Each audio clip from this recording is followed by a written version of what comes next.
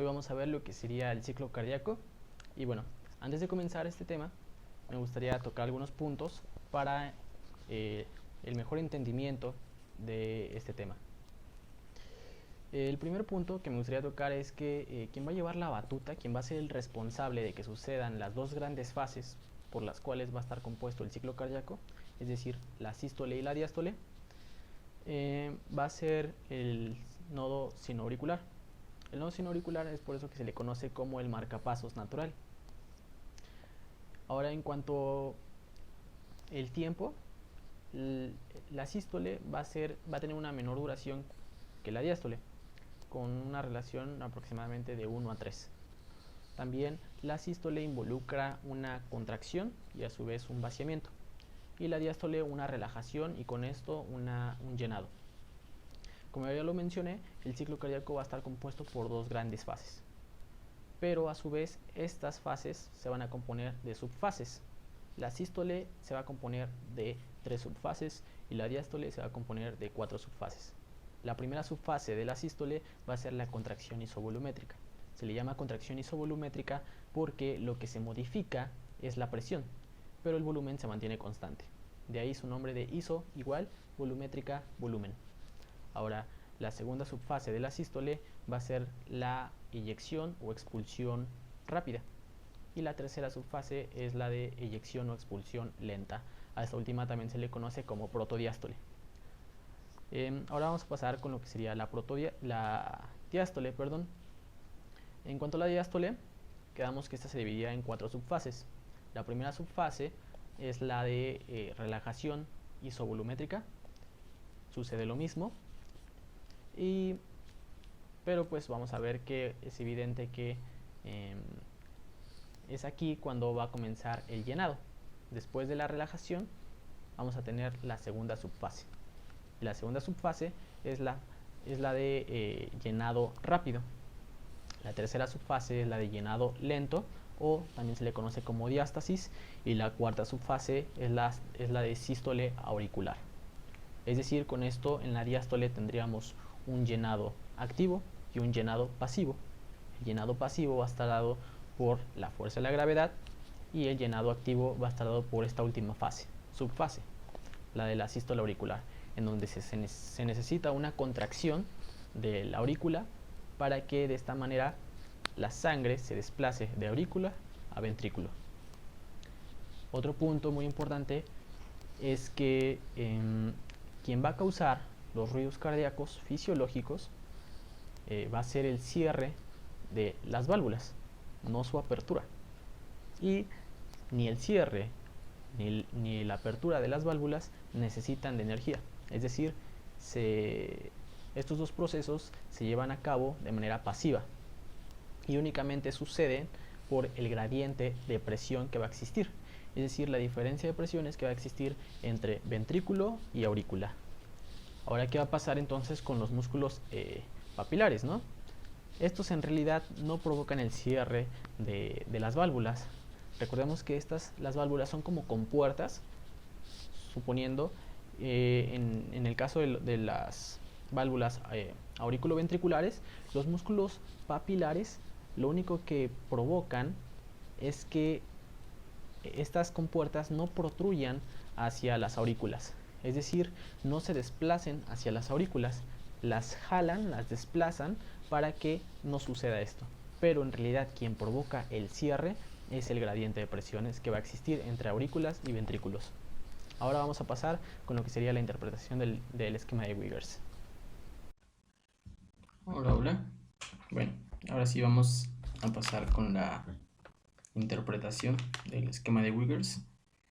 Y bueno, estamos observando aquí todos los fenómenos que están sucediendo en un solo latido cardíaco. ¿Sí? Fenómenos tanto iónicos, eléctricos, fenómenos mecánicos, fenómenos volumétricos, fenómenos barométricos, incluso fenómenos acústicos. Todo esto está sucediendo en un único latido cardíaco. Lo normal es que esto suceda de 60 a 100 veces por minuto, lo que correspondería a nuestra frecuencia cardíaca, ¿no? Bueno, pasemos a ubicar cada una de nuestras presiones. Aquí tenemos nuestra presión ventricular, nuestra presión auricular, que es esta punteada, nuestra presión aórtica, esta otra punteada. Y nos vamos a ubicar desde la subfase de la contracción isovolumétrica. Quedamos que para que exista una sístole, bueno, una sístole involucra una contracción y por lo tanto un vaciamiento. Y para que haya un vaciamiento es porque el ventrículo ya debe de estar lleno, ¿no? Ya debe estar lleno de sangre. Entonces, aquí podemos observar cómo hay una diferencia de presiones, ¿sí? En un principio, la presión auricular, la punteada, era mayor que la presión ventricular, pero ahora la presión ventricular, ¿sí?, comienza a ser mayor. Y justamente cuando es mayor la presión ventricular que la presión auricular, se da el cierre de la válvula auriculoventricular, es decir, de la válvula mitral. Todo esto lo estamos ubicando en las cavidades izquierdas, ¿sí? Para no confundirnos, pero está sucediendo tanto del lado izquierdo como del lado derecho lo mismo. Entonces se da el cierre de la válvula auriculoventricular y esto genera el primer ruido cardíaco. El cierre de las válvulas auriculoventriculares generan el primer ruido cardíaco y se da por la diferencia de presiones, ¿sí? Entonces la presión ventricular comienza a ascender de manera gradual, dejando atrás, ¿no?, la presión auricular. Esta sigue aquí. Y en este momento, como vemos, es la presión la que se está modificando, pero el volumen, si nos fijamos, se mantiene constante, ¿sí? Y en este momento, ambas válvulas se encuentran cerradas, tanto la válvula mitral como la válvula aórtica. Esto genera que yo le llamaría que actúa como una cámara hermética y express, porque únicamente está aumentando la presión, pero el volumen se mantiene constante. Entonces está preparando el ventrículo para expulsar la sangre, ¿sí? Necesita actuar de esta manera, necesita actuar como una cámara hermética express para que después expulsar de una manera muy rápida la sangre, ¿sí? Pero eso es la siguiente fase. Entonces, estamos observando cómo comienza a ascender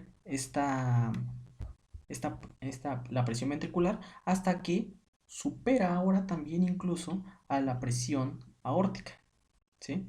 Una vez que supera la presión aórtica, se da la apertura de la válvula aórtica.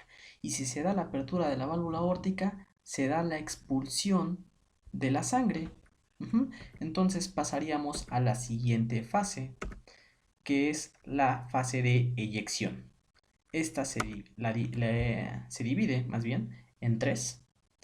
El primer tercio está dado por la eyección rápida y los otros 2 tercios restantes por la eyección lenta. Como vemos, una vez que supera la presión ventricular a la presión aórtica, se expulsa la sangre de manera muy rápida y llega a un pico. Llega a un pico y a este pico se le llama presión sistólica pico, ¿no? Entonces ya tenemos nuestra presión sistólica y nuestra presión diastólica. Nuestra presión diastólica correspondió a 80 milímetros de mercurio y la presión sistólica a 120 aproximadamente. Entonces, de aquí a aquí hay una presión diferencial y la presión diferencial entonces la sacamos restando la presión sistólica menos la presión diastólica. 120 menos 80 nos da una presión diferencial de 40 milímetros de mercurio. Una vez que ya tenemos nuestra presión sistólica pico, sigue la fase de eyección lenta, ¿no?, en donde comienzan a descender ambas presiones, pero vemos que la presión ventricular desciende aún más y la presión aórtica se mantiene hasta cierto punto. Llega hasta aquí y sí desciende, pero mucho menos que la presión ventricular, ¿no? Muy bien. Entonces, hasta este punto ya tenemos lo que sería nuestra presión, bueno, tanto nuestra presión ventricular como nuestra presión aórtica, ¿no?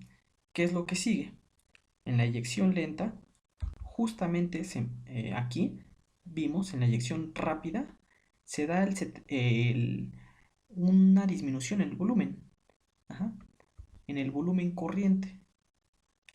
El volumen total que se almacenó en este momento, en la contracción isovolumétrica, fue de 120 mililitros, ¿sí? ¿Pero se expulsaron los 120 mililitros? No, únicamente se expulsa 70 mililitros aproximadamente por cada latido cardíaco, ¿sí? Y esto corresponde al volumen sistólico corriente. Esos 70 mililitros es el volumen sistólico corriente y los 120 mililitros es el volumen telediastólico. Entonces, vemos aquí cómo comienza a disminuir y hasta este punto se expulsó aproximadamente 70% del volumen sistólico corriente, ¿sí? Y el otro 30% se expulsa en la fase de eyección lenta, ¿sí? Si nos damos cuenta, el volumen, la disminución del volumen es mucho menor que en la fase de eyección rápida, ¿sí? Es por eso que únicamente aquí se expulsa el 30%. Y entonces, en esta fase de eyección se da 70 más 30, se da el total de la expulsión, ¿sí? Es decir, se da todo el volumen sistólico corriente. Muy bien. Entonces, hasta este punto ya podemos obtener lo que sería nuestro volumen sistólico, ¿no? Que es a través de la resta del volumen diastólico final o volumen telediastólico que correspondía a 120 mililitros menos el volumen sistólico final o volumen telesistólico, corresponde a 50 mililitros. La resta de 120 menos 50 nos da nuestro volumen sistólico corriente, que es el volumen de sangre expulsado por cada latido cardíaco, que es de 70 mililitros aproximadamente. Bien, una vez que se ha dado la fase de eyección lenta, seguiría la subfase más bien de relajación isovolumétrica. Entonces, en esta, como su nombre lo dice, el volumen se mantiene constante, es decir, el volumen telesistólico sigue siendo el mismo, el de 50 mililitros, pero lo que se va a modificar es la presión. Y aquí lo observamos, como la presión ventricular sigue descendiendo por debajo de la presión aórtica. Entonces, esto nos provoca el cierre de la válvula aórtica, ¿sí? Esta diferencia de presiones nos provoca el cierre de la válvula aórtica y esto nos ocasiona, como lo vemos hasta abajo, el segundo ruido cardíaco en el fonocardiograma, ¿sí? Apreciamos que en esta fase se da el segundo ruido cardíaco y también observamos que en la presión aórtica hay como un pico, ¿sí? Este pico se llama incisura o nódulo dicrótico y va a estar dado precisamente porque la presión aórtica, al ser mayor que la presión ventricular, la sangre tiende a regresarse de la aorta hacia el ventrículo, porque todo va del lugar de mayor presión al de menor presión.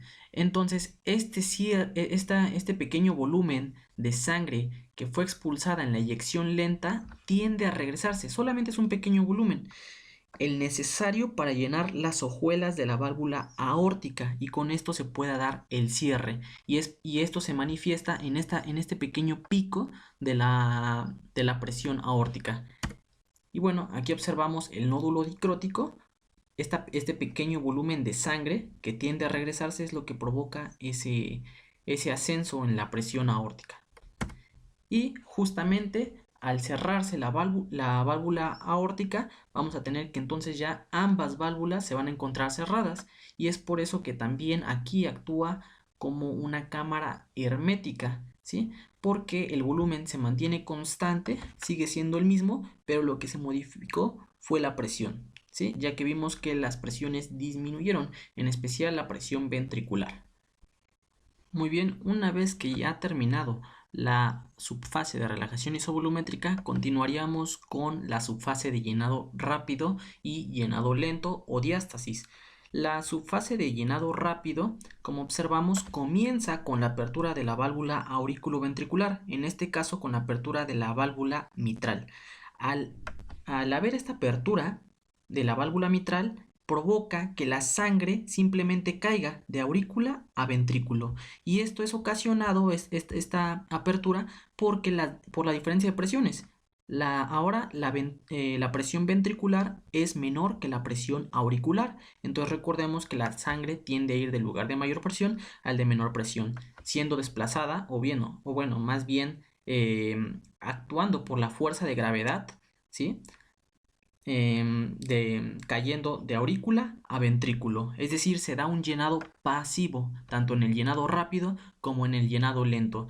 Y en estas dos fases, tanto en llenado rápido como en llenado lento, ocurre el 70% del llenado ventricular. El otro 30% del llenado ventricular se da en la subfase de sístole auricular, ¿sí?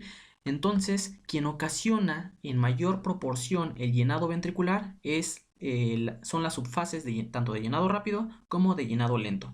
¿Quién tiene mayor peso? ¿Quién es más importante en este llenado?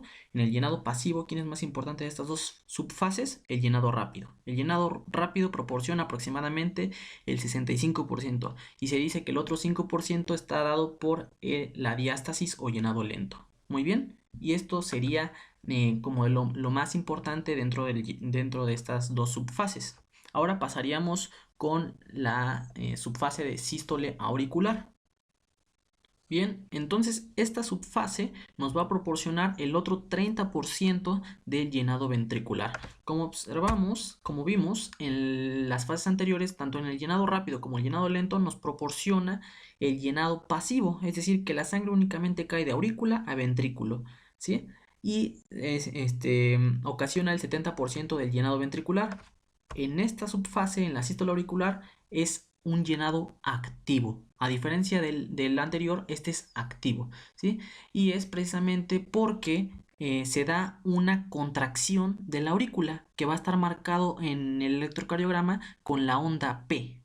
La onda P indica la despolarización auricular y con esto se genera una contracción auricular, ¿sí? Entonces, esta contracción provoca que se dé, como ahí observamos, un llenado activo. Y aquí justamente estamos viendo cómo las válvulas pues sigue igual, sigue abierta, ¿sí? Pero tenemos esa contracción auricular. Ahí lo estamos visualizando.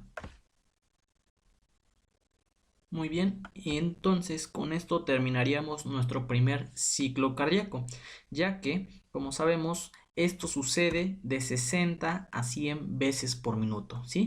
Y continuaríamos otra vez, se repetiría con la primera subfase que les he explicado, es decir, la subfase de contracción isovolumétrica, en donde, como apreciamos aquí en el esquema, pues bueno, la presión ventricular comienza a ascender por arriba de la presión auricular, ¿sí? Y se provoca el cierre de la válvula auriculoventricular, y aquí lo observamos, ¿no?